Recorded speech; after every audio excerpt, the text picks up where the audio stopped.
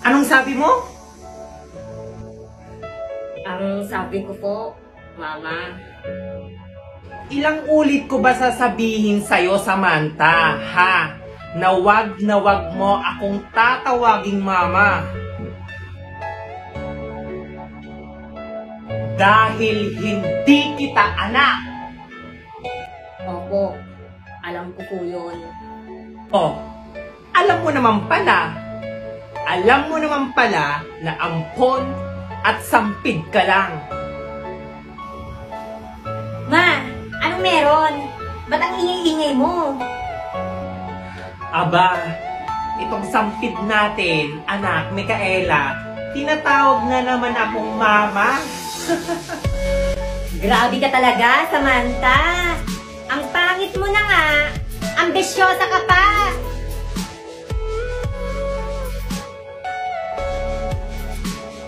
Ma, pahinga akong baon. Papasok na ako sa school. Okay, sige. Eto.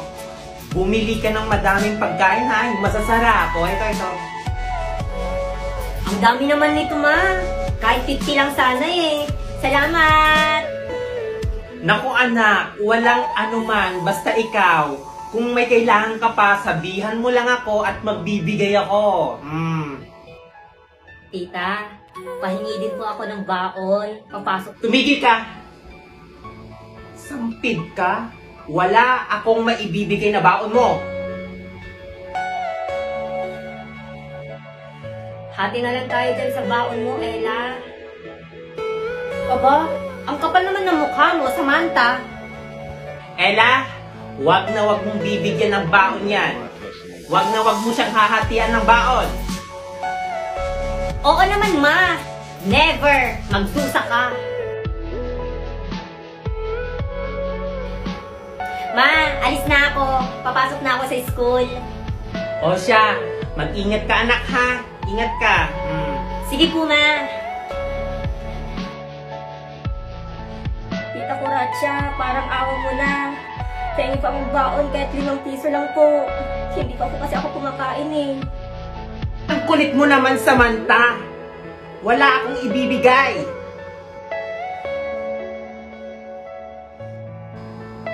Oh, ano pang ginagawa mo dito? Ha? Umalis ka na dito sa harapan ko.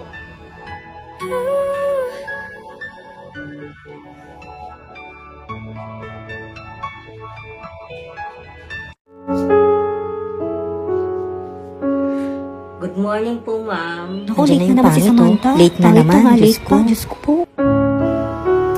Nako, Samantha. Late ka na naman. Sorry po, Ma'am. Araw-araw na lang nagsasorry, puro late naman parati. Ay, totoo. Oh, Samantha, ano pang tinatayo-tayo mo dyan? Pumunta ka na sa upuan mo at umupo ka na at magki-quiz na tayo. Sige po, Ma'am.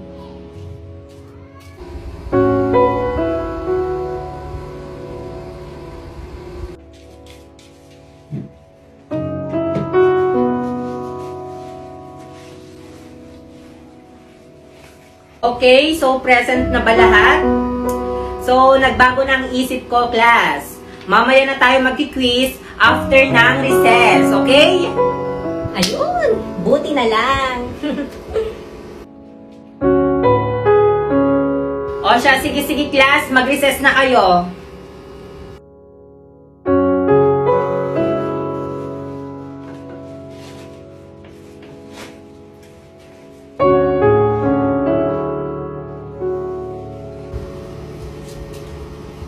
Hoy, Samantha. Bakit, Catriona? Hulaan namin. Wala ka na namang baon, no? Kawawang nilalang.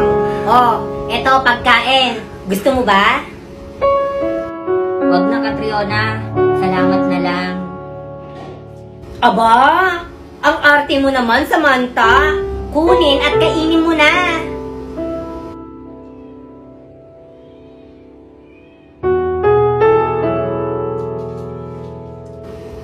Kainin mo mo na lahat, Samantha. Ang tagal mo.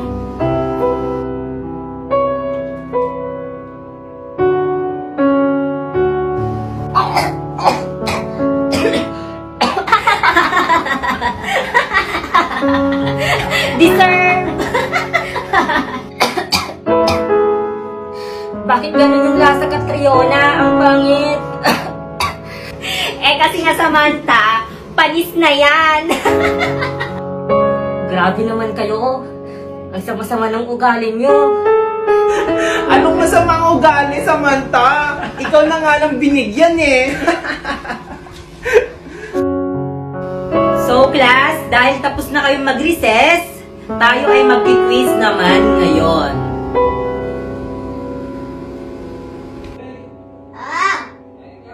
Okay, let's start.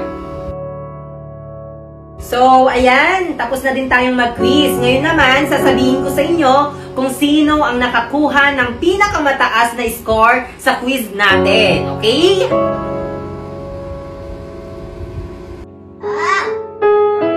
So, class, ang nakakuha ng pinakamataas na score sa quiz natin ay si Samantha.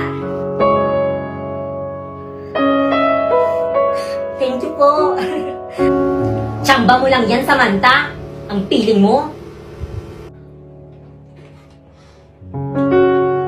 Ako yung nakakuha ng pinakamataas na score sa quiz namin. Ang saya ko. Ipapakita ko to kay Tita Coracha. Sana matuwa siya. Tita Coracha. Oh, bakit? May good news po ako. Hoy, Samantha, kung ano yung gusto mong sabihin, sabihin mo na. Hindi yung ginugud news mo ako dyan. Ano po kasi, tita? Nag-quiz po kami sa school. Tapos, ako po yung nakakuha ng pinakamataas na score, tita. Eto po, tita, oh. Tignan niyo po. Are you all my personal friends?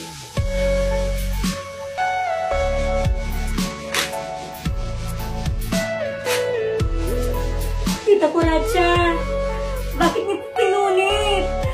Pinunit ko kasi wala akong pakialam.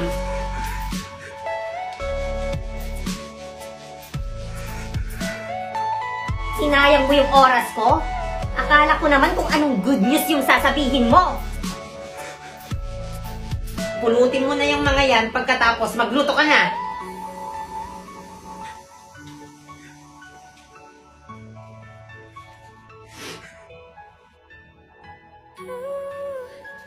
Tita Coracha, Ella, nakahain na po yung pagkain dun sa lamesa. Kain na po tayo. Ha? Anong pinagsasabi mong kain na tayo? Kami lang muna ng anak ko ang kakain.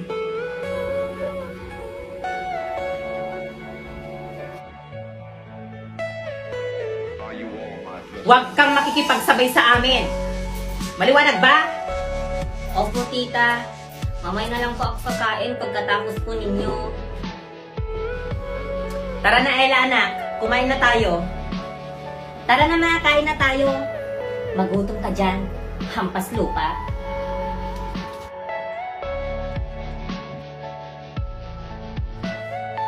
Nagugutom na ako. Hindi pa kasi natapos kumain. Ang sarap ng inulam natin, ma. Siyempre naman, anak. Sobra akong nabusog ngayon, ma. Ay, ako din, anak. Busog na busog ako, anak. Diyos ko, ang sarap kasi ng inulam natin. Legit. O siya, tara na. At hayaan mo na yung mga pinagkainan natin dyan. Si Samantha na yung magbuhugas dyan. Tara na. Sige po, ma. Tita, tapos na po kayong kumain? Oo, tapos na kaming kumain. Pumunta ka na sa kusina at hugasan mo lahat ng mga pinagkainan namin ni Ella. Sige po, tita. Ako na po bahala magpugas sa mga pinagkainan ninyo. Punta na po akong kusina. Kakain na rin po ako.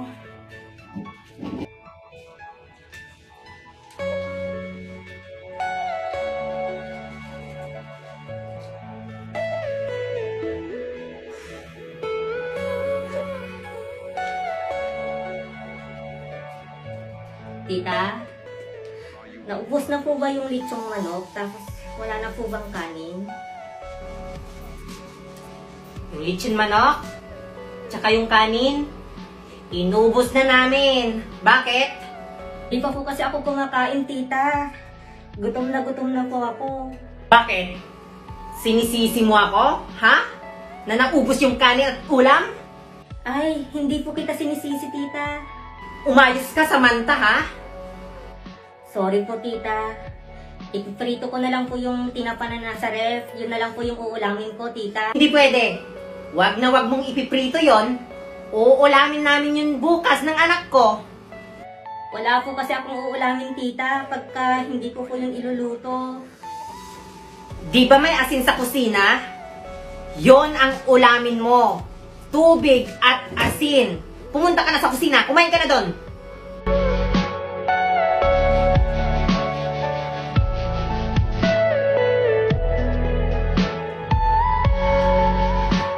Oh, naku, ang swerte ko naman ngayong araw na to.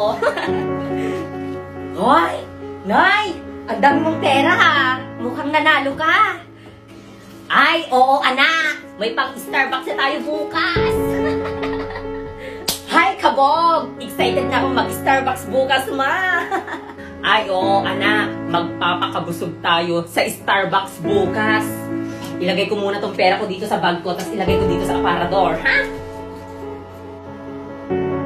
Ay, ma! Baka makita yan ni Samantha.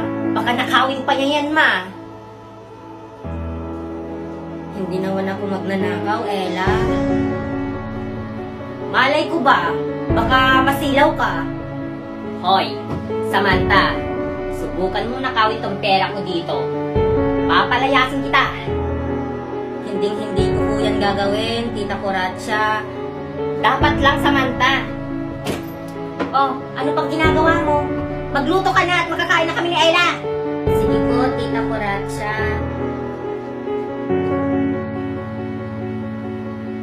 Ella, anak, punta muna ako kay Kumaring Mildred at makikichismis muna ako habang hindi pa tayo kumakain, ha?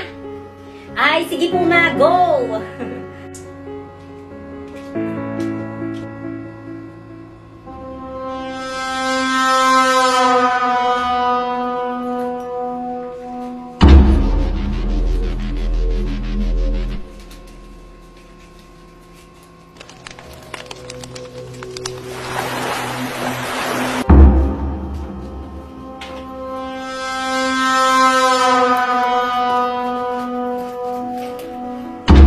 Yung pera ko dito! Samantha! Tita Coracha, bakit po? Pinuha mo yung pera ko dito, Samantha! Magnanakaw ka! Tita, wala pa akong kinukuhang pera sa bag mo. Naku! Sigurado ka, Samantha? Oo, sigurado ako, Ella. Totoo ba? Ano tong laman ng bag mo? Ang dami mong pera, Samantha, ha? Napakawalang hiya mo. Hindi po ako yung naglagay dyan, tita. Sino pa nga ba, ha? Alam nga naman tong anak ko. Mag-impact ka na ngayon ng mga gamit mo, Samantha. Lumayas ka dito sa pamamahay ko. Tita Coracha.